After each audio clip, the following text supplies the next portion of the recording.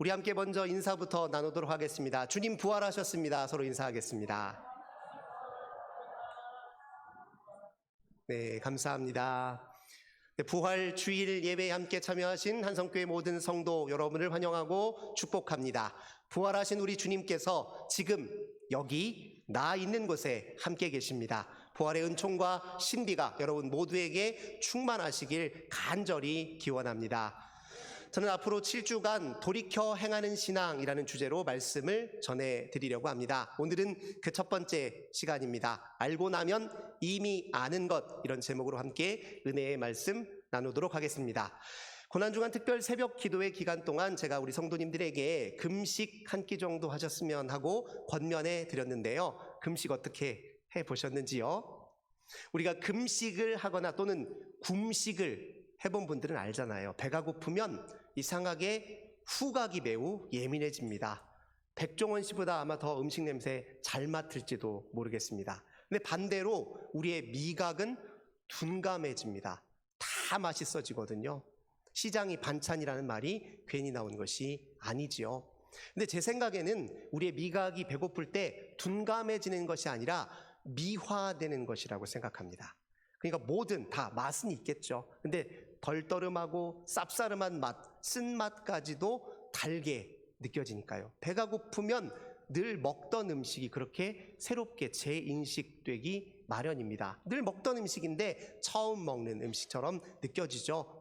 이거 왜 이렇게 맛있어? 하고 생각해보니 늘 자주 먹던 음식, 배고플 때 우리가 그런 걸 느끼잖아요. 또 연세가 지긋하신 우리 성도님들은 아실 텐데요. 죽기 전에 꼭 한번 먹어봤으면 하는 음식, 어떤 음식이 있습니까?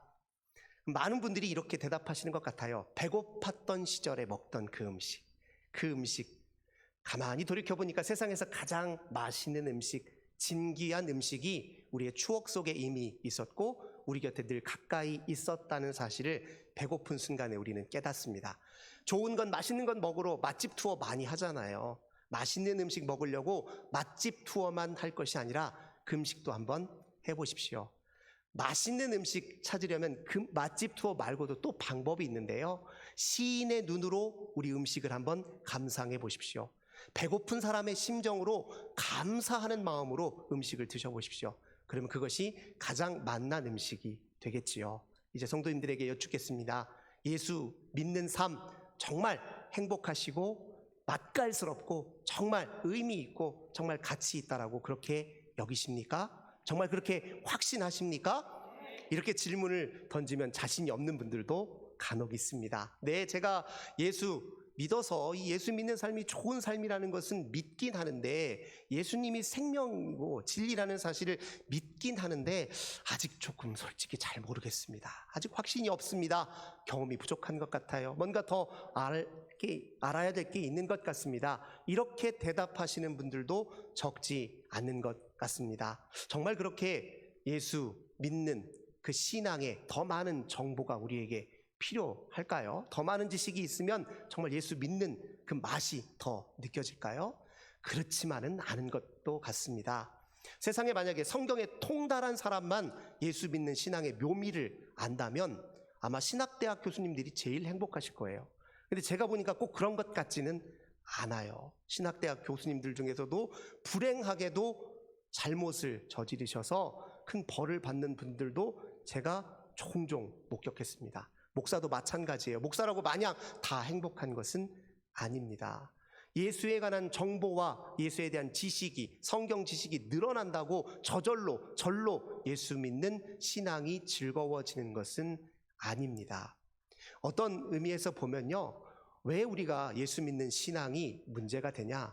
사실은 이미 우리가 예수 믿는 삶이 무엇인지 잘 알고는 있지만 우리가 알고 있는 그 진실과 진리에 너무 무덤덤해 있는 것은 아닌지 돌아볼 일입니다. 왜 이렇게 감이 없고 왜 이렇게 내 마음에 감격이 뒤따르지 않을까? 이미 진리는 알고 있는데, 뭐 더 알 것 없이 이미 가장 중요한 진실을 알고 있는데 왜 이렇게 무덤덤하게 느껴지고 가슴이 뜨거워지지 않을까? 이게 진짜 우리에게 더 큰 문제가 아닐까요? 우리에게 진짜로 필요한 것은요, 예수에 대한 정보와 지식을 더 쌓는 일이 아니라 이미 알고 있는 그 진실을 더 깊이 있게 알고 새롭게 알고 새로운 시선으로 바라보고 그 진리에 다시 부딪혀서 가슴이 뛰는 일이 우리에게 진짜 필요한 일 아닐까요? 부활신앙이 의도하는 바가 이것입니다. 예수님의 가르침, 삶, 인격, 죽으심의 의미를 다시 새롭게 아는 일이 부활신앙과 관련되어 있습니다. 예수님이 이 땅에서 보여주셨던 모든 삶의 여정이 우리 삶의 필요와 욕구와 문제와 관련되어 있고, 그래서 인격적으로 그분을 진짜 제대로 만나 아는 일과 부활신앙이 관련되어 있습니다. 주님을 다시 알아야 우리가 신앙생활에서 행복을 누릴 수 있습니다. 오늘 본문에서 그 비밀을 우리에게 가르쳐주고 있습니다. 예수님 십자가에 달려 죽으시고 돌무덤에 안장되셨습니다. 안식일 다음 날, 안식일은 요일로 말하자면 토요일이죠. 그리고 안식일 다음 날, 우리가 말하는 일요일, 주일 날 새벽에 마리아와 막달라 마리아가 예수님의 무덤가에 찾아왔습니다. 예수님 너무 그리워서 저대로 저렇게 죽음으로 영영 이별하고 있는 것이 너무 안타까워 예수님 한 번 더 보고 싶은 마음에 돌무덤에 달려갔습니다. 근데 그때 천사들이 돌문을 가로막고 있던 돌을 치우고 그 위에 앉아서 여인들에게 나타났습니다. 깜짝 놀라 두려워하는 그 여인들을 향해 주의 천사가 이렇게 말합니다. 너희들이 믿고 따르던 예수는 여기에 계시지 않는다. 전에 말씀하신 대로 그분은 다시 살아나셨고 너희들보다 먼저 갈릴리로 가셨다. 거기에서 그분을 뵐 수 있을 것이다. 이렇게 말합니다. 그 이야기를 듣는 순간 여인들은 어안이 벙벙했죠. 사실인가 긴가민가 하면서도 놀랍기도 하고 때로 정말 살아나셨을까 하는 그 기쁨도 있었습니다. 얼른 이 소식을 제자들에게 알려야 되겠다 싶어서 달려나가는데 그 순간에 진짜 부활하신 주님이 그 여인들 곁에 찾아오셨습니다. 평안하냐? 이렇게 물으셨습니다. 이 평안하냐라는 인사말에 무엇이 담겨 있었겠습니까? 너희들이 그렇게 전적으로 나를 의지하고 살았는데 더 이상 나를 볼 수 없다는 생각이 얼마나 허전하고 얼마나 허망하더냐. 내 인생이 다 그렇게 허무하게 끝나버린 것 같아서 너희들 마음이 얼마나 절망스럽더냐 하면서 그 여인들을 위로하는 말로 평안하냐 그렇게 물었던 것이죠.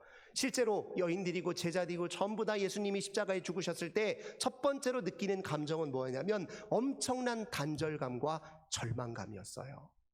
이대로 정말 끝이야? 이렇게 허망하게 의아하며 의구심이 드는 상태였죠. 그래서 예수님이 평안하냐라는 인사말로 그 여인들에게 먼저 찾아오셨던 것입니다.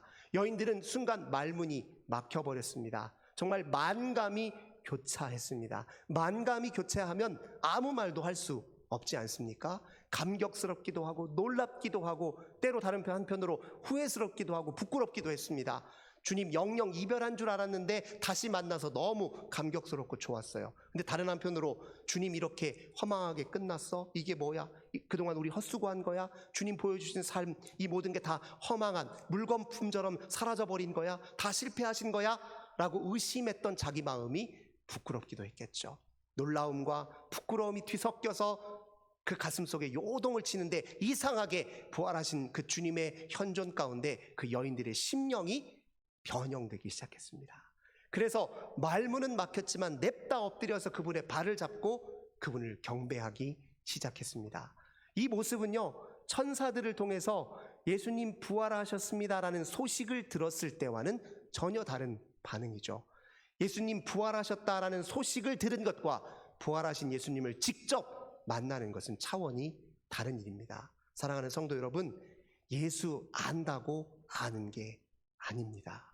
예수님을 정보로, 인물 정보로, 무슨 사물에 관한 정보로 그렇게 머리로 지식으로 안다고 해서 예수님을 아는 게 아닙니다. 예수님을 살아있는 인격으로 만나야 그분을 아는 것입니다. 그분을 향해서 간절히 사모하는 마음으로 사랑하는 가운데, 그분을 경배하는 가운데 그분을 알아야 그분이 누구인지 제대로 진실되게 압니다. 배고파 봐야 늘 먹던 음식의 가치를, 그 풍미를 제대로 안다고 했죠.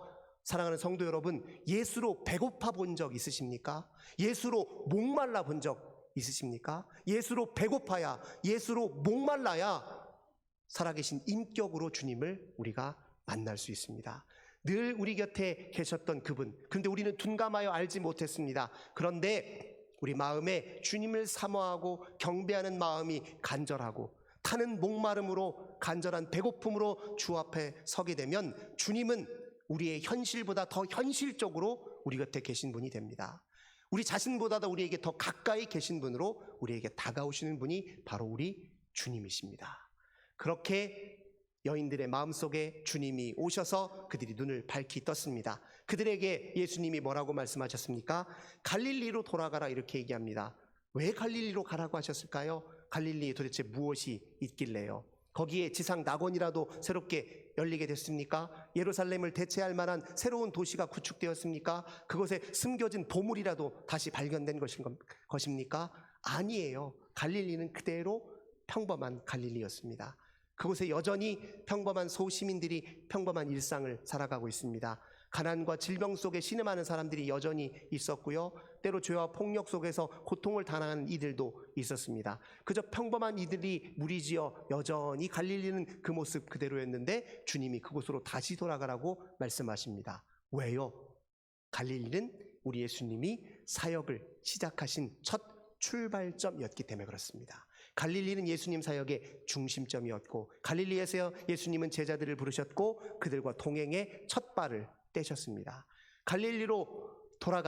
갈릴리에서 예수님은 하나님 나라를 가르치셨고 갈릴리에서 하나님 나라를 경험하게 하셨습니다. 빈들에 모여있는 배고픈 이들에게 풍요를 경험하게 하셨습니다. 고통스럽게 아파하는 모든 심령들을 사랑과 자비로 품어 치유하셨습니다. 친절하게 다가가셔서 대화하시고 인격적으로 다가서셨고 사랑스럽게 포용하시고 안으셔서 치유해 주셨잖아요. 그 현장으로 지금 다시 돌아가라고 이야기합니다. 왜요? 왜 그 현장으로 다시 돌아가라 또 이야기하시는 겁니까? 뭔가 더 알아야 될 게 있게 그렇습니다. 그 현장에서 놓치고 살았던 것이 있었기 때문에 그렇습니다. 실제 제자들의 삶의 모습을 한번 회상해 보십시오. 제자들 예수님과 3년 동안 동거동락했어요. 예수님이 기적과 이적을 일으키는 그 현장에 제자들 내내 같이 있었습니다. 그런데 그들은 예수님을 제대로 알지 못했습니다. 예수님이 보여주신 비밀을 제대로 깨닫지 못했고 채 알지 못했습니다. 그래서 어떻게 했습니까? 오병이어 기적 순간에요. 예수님이 진짜 우리의 풍요는 감사와 나눔에 있다는 사실을 오병이의 기적을 통해 보여주셨음에도 불구하고요. 그 다음 연이어서 예수님이 바리새파라는 누룩을 조심하라 이렇게 하니까 또 빵 주시려나 보다 하고서 빵 생각을 하고 예수님께 빵만 구했습니다. 그게 제자들이었어요. 예수님 앞에 서서 영광스러운 자리나 탐했던 게 제자들이었습니다. 또 어떤 사람은 다윗 왕국의 영예를 예수님이 되찾아 주실 것을 기대하면서 로마 제국을 언제 예수님이 물리치시나 이런 생각을 하고 있었던 제자들도 있었습니다. 예수님 곁에 있었지만 예수님을 잘 모르고 있었던 거예요. 그래서 예수님이 죽으셨을 때 그들은 실패라고 생각했어요. 우리 여태까지 예수님 쫓아 살아온 세월 다 허망하게만 느껴지고 이거 헛수고한 것 아닌가라는 의구심이 찾아와서 절망스러웠습니다. 그래서 복음서에 예수님 십자가에 달려 죽으신 이후의 제자들의 행적을 보세요. 다 고개를 떨구고 절망에 빠져서 실패한 예수님 때문에 허망한 마음 때문에 그렇게 일상에 힘없이 되돌아가서 고기를 잡더라도 잡히는지 안 잡히는지 모르는 마음으로 그렇게 있었지 않습니까? 그런데 반전이 일어난 거예요. 부활하신 주님이 그들에게 나타나시니까 그제서야 무릎을 치게 됐습니다. 그제서야 알게 됐어요. 예수님 이전까지 보여주셨던 그 모든 삶 실패가 아니라 이게 진짜 승리구나. 정말 값지고 행복하고 복된 인생이 바로 예수님과 동행했던 그 삶의 여정 내내 같이 있었구나. 눈을 뜨고 제대로 밝히 보게 되었습니다. 이제까지 몰랐던 예수님이 다시 눈에 들어오기 시작했어요. 부활하신 예수님만 하나님이시던가요? 아니죠. 부활하시기 전에도 예수님은 하나님이셨어요. 하나님과 늘 동거동락하며 그렇게 함께 살면서도 하나님 같이 계신지 몰랐다고요. 그런데 지금 부활하신 주님을 만나고 그들이 눈을 떴습니다. 그들에게 예수님이 갈릴리로 다시 가라 이야기하신 거예요. 너희들이 이제 알았지? 비밀을 알았지? 그러니 지금까지 나와 함께 살았던 그 삶의 여정을 앞으로도 지속하기만 하면 돼. 그 삶을 계속 나를 대신하여 그 삶을 이행하기만 하면 돼.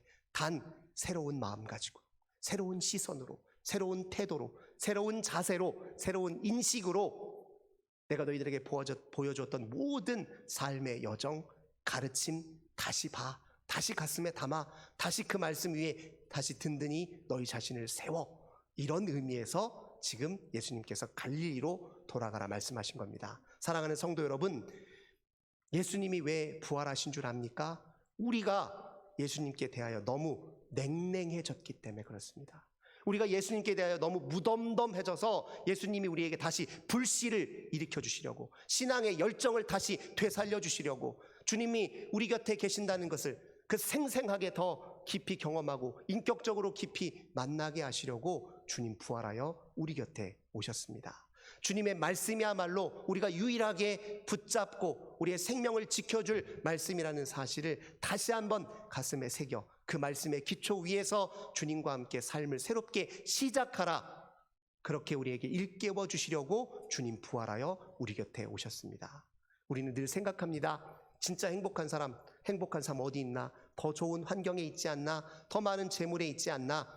더 많은 우리가 구하고 찾고 원하는 것들을 더 많이 손에 얻으면 행복하지 않나? 이렇게 생각하기 쉽습니다.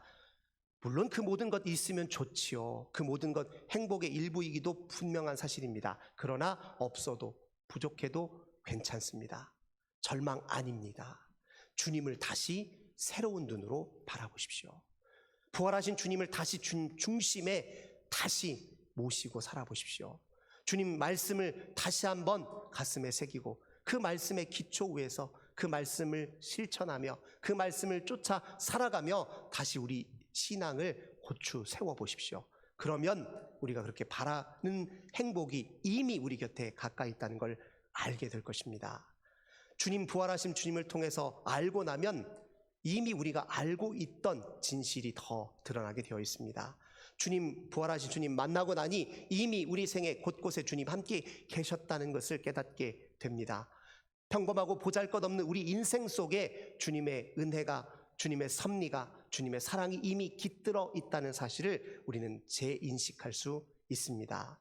알고 나면 이미 아는 것이라는 사실을 깨닫게 됩니다. 손에 쥐고 나면 이미 갖고 있었다는 생각을 깨닫게 됩니다. 그게 신앙의 신비입니다. 뭐 다른 것 찾으려고 애쓸 필요 없습니다. 뭐 새로운 구원의 길이 있는지, 더 좋은 행복의 길이 있는지 여기저기 더 찾아 헤맬 필요가 없습니다. 이미 우리 곁에 있습니다. 부활하신 주님 곁에 있고 부활하신 주님을 통해서 우리의 새로운 삶이 준비되어 있습니다. 주님과 함께 사는 삶의 희망이 있고 주님과 함께 사는 삶의 능력이 있습니다. 주님과 함께 사는 삶의 모든 역경을 이길 수 있는 힘이 있습니다. 주님과 함께 사는 삶의 아름다운 열매가 있습니다. 주님과 함께 사는 삶의 날마다 기쁨과 감사가 있습니다. 그것을 깨달아 알게 하시려고 주님 부활하셨습니다. 우리 곁에 오셨습니다. 이 주님 영원히 붙들고 주님과 함께 끝까지 최후의 승리의 순간까지 주님 손 놓지 않고 살아가시는 저와 우리 모든 성도님들 되시길 주님의 이름으로 간절히 기원합니다. 기도하겠습니다. 좋으신 주님, 우리 주님 부활하셨습니다. 우리 곁에 오셨습니다. 주님, 이제 우리 중심에 다시 주님을 모시며 살기 원합니다. 그동안 냉랭하고 차갑게 식어있던 우리의 신앙의 열정을 주님 다시 불을 지펴 활활 타오르게 하시려 주님 부활하셔서 우리 곁에 오셨습니다. 이제 우리의 신앙의 여정을 다시 보게 하소서. 이미 우리는 이곳에서 주님 모시고 사는 삶이 곧 천국이요 하나님 나라임을 다시 보게 하소서. 새로운 시각으로 보게 하소서. 더 깊이 알게 하소서. 인격적으로 알게 하소서. 체험적으로 알게 하옵소서. 이제 주님과 함께 새 삶을 시작할 때 우리의 삶에 놀라운 이적과 기적이 나타나게 하시고 풍요한 열매가 가득하게 하옵소서. 주 예수님의 이름으로 간절히 기도 올려옵나이다. 아멘.